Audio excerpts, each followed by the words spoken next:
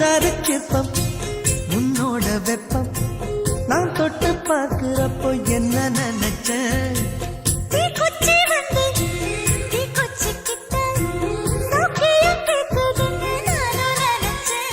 உன் கண்ண குழி முத்தம் வச்ச என்ன நினைச்ச என் பேராச நூராச கேட்கையை அடித்த மல்லி நீ என்ன நினைச்சடி 6 கட்டிலுக்கும் 5 தொட்டிலுக்கும் சொல்ல